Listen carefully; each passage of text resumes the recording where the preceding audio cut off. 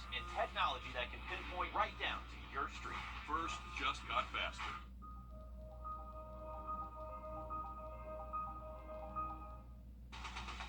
From the station that's on your side, this is News 12, First at 5.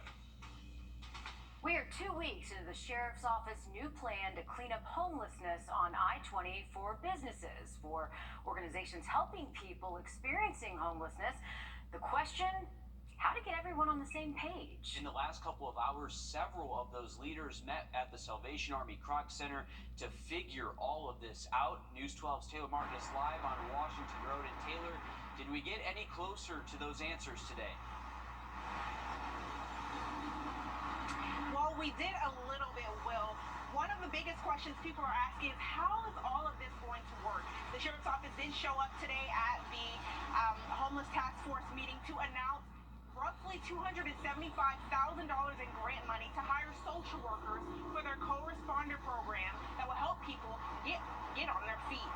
Dozens of people showed up to today's meeting to get answers from the Sheriff's Office on what the future looks like for homelessness in Augusta. Chief Patrick Clayton says the co-responder program will help the Sheriff's Office hire social workers to do case management for people experiencing homelessness. He spoke a little bit more about why this is needed.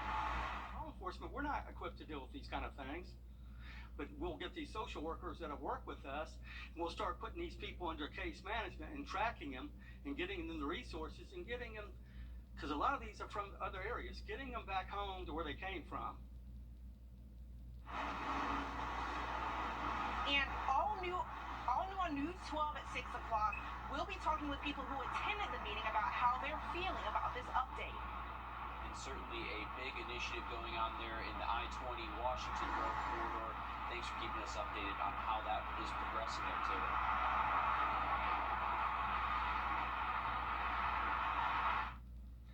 And you can just see from that live shot with Taylor there that it is another hot afternoon across the CS. Already 94 official high temps so far in Augusta at Bush and Daniel Field. Most spots have been able to get up to at least around 93 and even 95 in a few spots. And we're still looking at temperatures near those numbers. Here's a look at our current temps here across town. So 96 right now in Evans, 95 in Grovetown, Fort Gordon, you're at 96, and same thing at the Welcome Center right there at the state line. So feeling that end of July heat for us again today. There's not many storms out there, but there are a few that we are looking at on our First Alert radar network. We got a little downpour that's been popping up in central Wilkes County, so downtown Washington, you've had some rain out there, and that did briefly hit Tignal just for a couple scans there, but that is now moving into Tolliver County, so Crawfordville may be hearing some rumbles of thunder there. Sylvania, you got a tiny little downpour that's now popping up along the sea breeze front, so these are forming along that sea breeze that's moving inland from the coast, and that's going to continue trying to make its way towards the interstate and cannot rule out these tiny little downpours ahead of it through around sunset. But for the most part, imagine 90% of us do stay dry the rest of this evening through sunset. Any rain out there by around 8, 9 p.m. should fizzle out heading into tonight. And those temperatures look to stay in the 70s for lows again tonight. We'll have much more on the weekend outlook in just a bit. Let's get a quick update on your First Alert traffic. And now, First Alert traffic. All right, here's a look at I-20 and Riverwatch Parkway. Not really seeing traffic impacts too much on the interstate for eastbound or westbound lanes, but Riverwatch Parkway definitely kind of just seeing that rush hour for this time of the day. Definitely some pretty heavy traffic there, but nothing that looks to be overly slow moving. Heading out to our Wheeler Road Camp Nexus and looking westbound down I-20, and it looks like traffic between Wheeler Road and that Bel Air exit here on the west side of town is okay too. We'll have much more on those storm chances increasing just a little bit the next few days in just about 10 minutes. All right, thanks for that, Riley. The search for a missing 9-month-old in the aftermath of severe floodwaters is over. The infant from a South Carolina family was swept away by floodwaters in Pennsylvania earlier this month. Crews say the exhaustive search included hundreds of volunteers. His 2-year-old sister's body was found last week, more than 30 miles from where the family's car was swept away. The children's mother also killed in the flood. The family is from Charleston and was up north visiting family. 4 other people died in this flash flood. 10 others needed rescuing. The family of a missing South Carolina woman is calling for the memory of Casey Young to stay alive. The 44-year-old was reported missing on May 16th after she did not show up to work in Spartanburg. Her car was found 3 miles from her home a few days later, and surveillance video shows that Young's boyfriend, Darren Collins, wiping down her vehicle with gloves on. Now today, Young's family held a press conference to keep Casey Young's case in the front of their minds and asked for the same level of attention as Carly Russell, the woman who many thought was kidnapped earlier this month in Alabama. Just as Carly Russell's images went viral, people was doing all this stuff on the internet trying to figure stuff out. Do the same for Casey Young. And Young's boyfriend has since bonded out of jail on charges of obstruction of justice and grand larceny. He is considered a person of interest in Young's disappearance.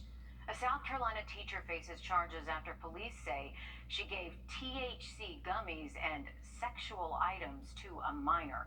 Lexington County deputies say 25-year-old Brianna Carpenter was working at Irmo High School when all of this happened. The parents of the students say they found the woman's clothing, sexual items, and even expensive electronics in his room, which he says the teacher gave him. Carpenter faces charges of criminal solicitation of a minor and contributing to the delinquency of a minor. In South Carolina, you need training to drive a car, operate a forklift, even to braid someone's hair for money. And starting soon, certain people who get behind the wheel of a boat will be required to have boater training. Our State House reporter Mary Green has the details from Lake Murray. Last year, more boat crashes in South Carolina were caused by excessive speed, driver inattention, or driver inexperience than any other cause besides weather, many of them here on Lake Murray. Advocates say a new South Carolina law will make these waters and those all across the state safer and save lives. That's what this boater safety bill is about. Enjoyment afloat and safety afloat. And I pray that that will be the result. I'm very confident that will be the result. Governor Henry McMaster held a ceremonial bill signing Thursday to mark the new law, joined by more than a dozen families of South Carolina boat crash victims, many of whom had advocated for its passage. The new law requires people born after July 1st, 2007, take a boater education course to operate a vessel of 10 horsepower or greater by themselves. That includes personal watercrafts like jet skis. So while that's only teenagers now, it would eventually be anyone in South Carolina. This includes boat rentals as well, and people who have completed this course in other states would have reciprocity in South Carolina.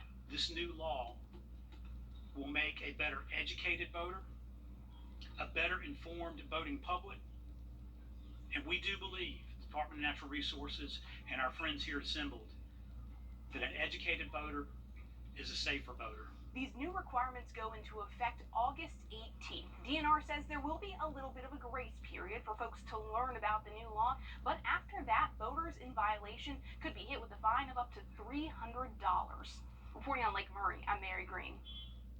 Advocates say that this law is especially important with so many more people moving to South Carolina from other states. DNR says that there are more than 361,000 boats registered in South Carolina right now, an increase of more than 20,000 boats from last year. New live at 5, big news for Orangeburg. South Carolina's high school football championship will be played at South Carolina State University. Now, this includes all 5 classes of high school football. This is the very first time all 5 state finals will be held at SC State. Games are from November 30th to December 2nd. Now, we also learned this week Orangeburg is also a host for the Dixie Softball World Series next year. City leaders say that will bring about 30 to 50,000 people to the area. A young boy learning to walk again, getting a big boost of encouragement from his biggest idol. We have that story and more coming up. Riley? And we do have another hot day in store and only increasing those temperatures rolling into the weekend. Full forecast next.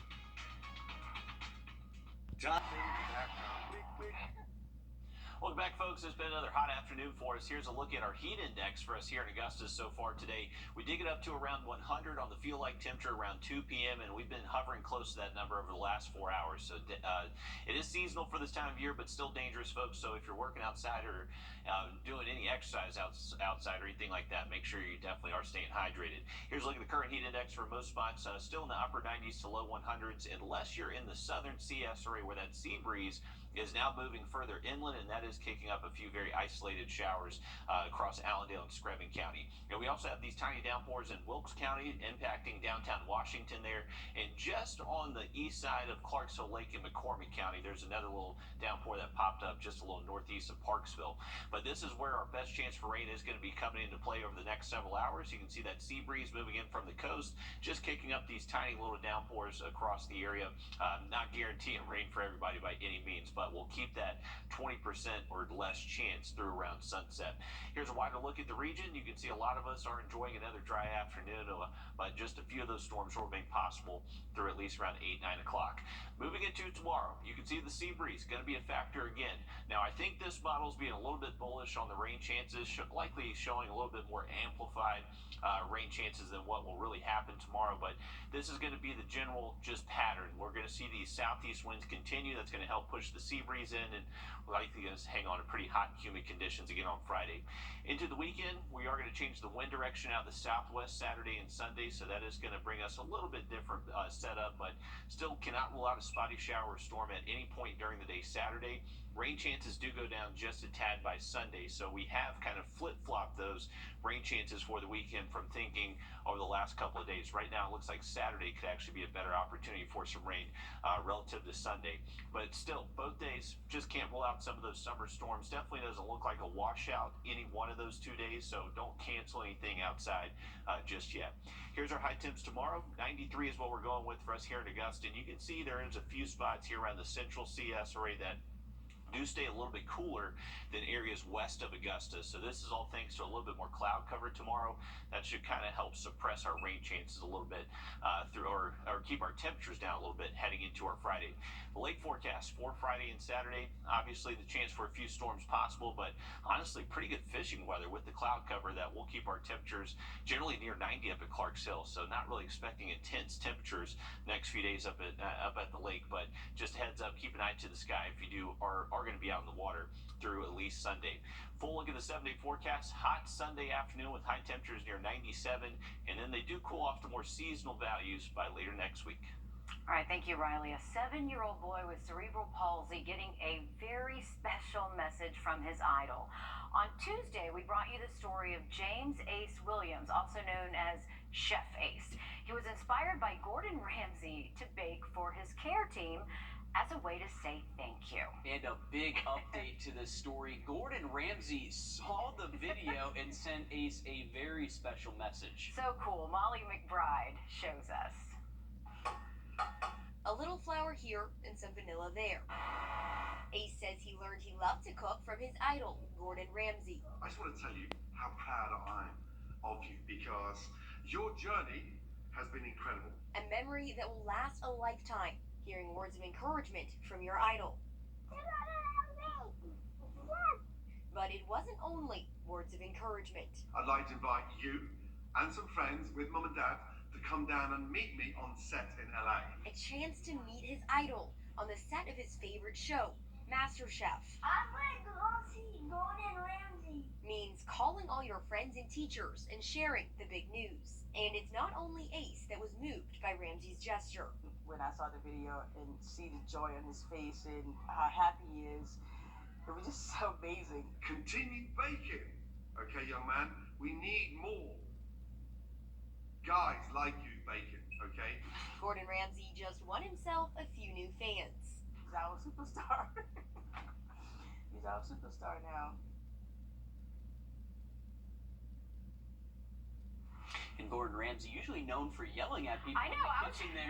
about to say, that's a different side of him than we're used to seeing. A softer heart than many may think there. That's pretty cool, though, to get a shout out from Gordon Ramsay after that video just went viral. Yeah, and also, I mean, think of the encouragement that is to keep on cooking. Yeah, absolutely. Oh, I love it We so said much. He's probably better than us. Those cupcakes look great. Oh, I know, he's better than me.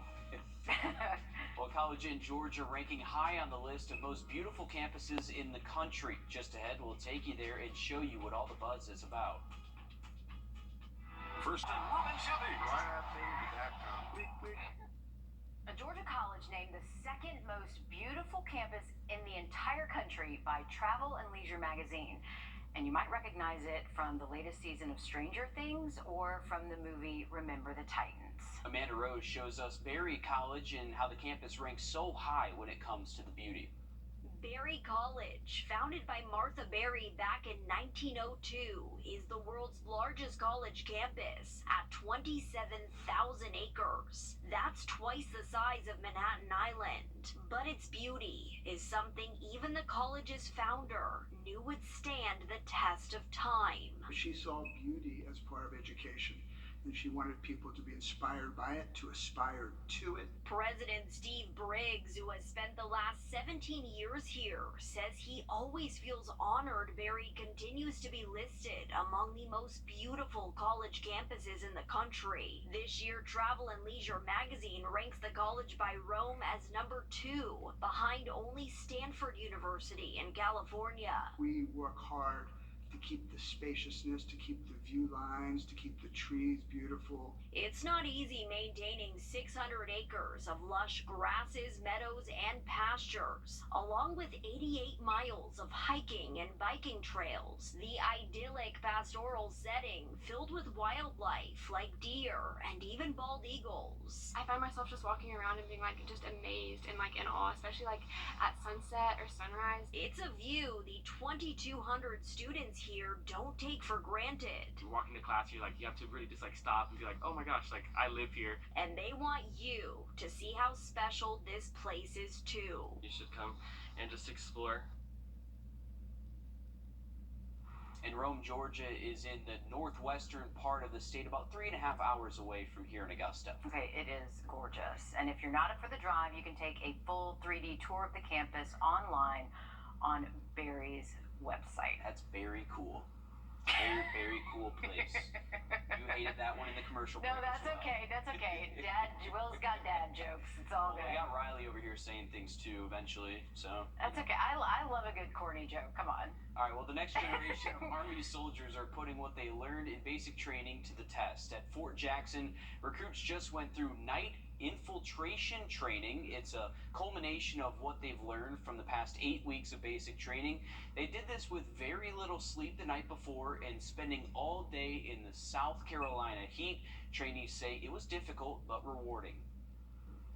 I've never been in quite that stressful of an environment, so it was just wild to like be low crawling, and then just like the teamwork, the camaraderie, people around you, we're all working toward the same goal, and it's really cool.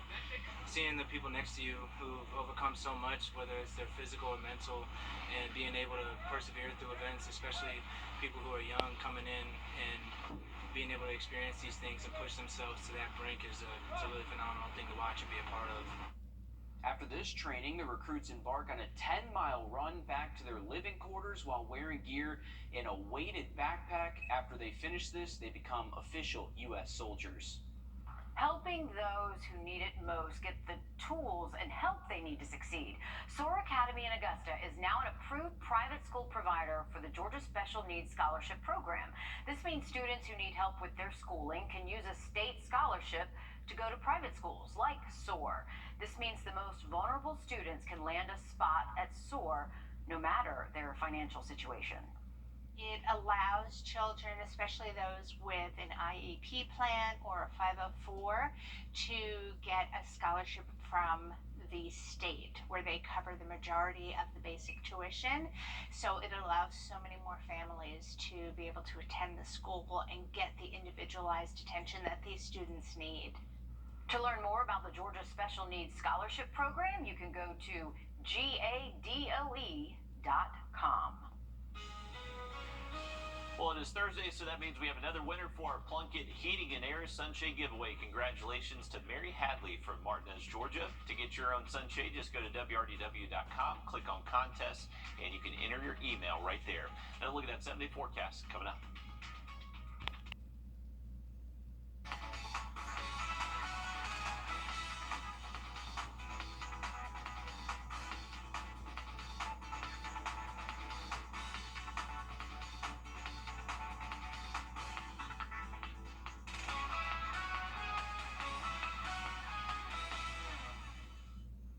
Well, here is an aerial view over Aiken County looking over our Beach Island Tower. You can see a lot of blue sky overhead. A hot afternoon for most spots, 93 in Aiken, and feel like temperatures still at around 99 to 100 for most spots. We are keeping an eye on that sea breeze front that is moving in from the coast. It is kicking up a few very tiny showers. I'd imagine most of us do stay dry again this afternoon, but just cannot rule out a few of those tiny downpours that will last up until around 8, 9 o'clock later tonight. And the sea breeze is now reaching our southern and eastern counties. So now basically through the middle of Allendale County, that's going to continue through Berg, Barnwell, and even portions of Aiken and Richmond County if we're able to just kind of congregate enough moisture ahead of that sea breeze front. Now for tomorrow, we are going to see another hot and humid day, waking up in the mid to low 70s, afternoon highs near 93, 94. Feel like temperatures will be over 100 again Friday, and just cannot rule out a few spotty showers and thunderstorms late into the afternoon. The heat index is going to continue to stay between 100 and 104 through Sunday. By next week, though, it does look like the humidity will drop off just a tad, so a little relief there by next Monday and Tuesday. Weekend outlook for us here in Augusta, we're going with temperatures in the mid-90s still on Saturday, upper 90s Sunday, so it is going to stay pretty hot through the weekend, but Sunday definitely looks like the hotter of the two. Okay, thanks, Riley. Stick with us. We have much more news, weather, and sports coming up after a short break as News 12 Live at 5 continues.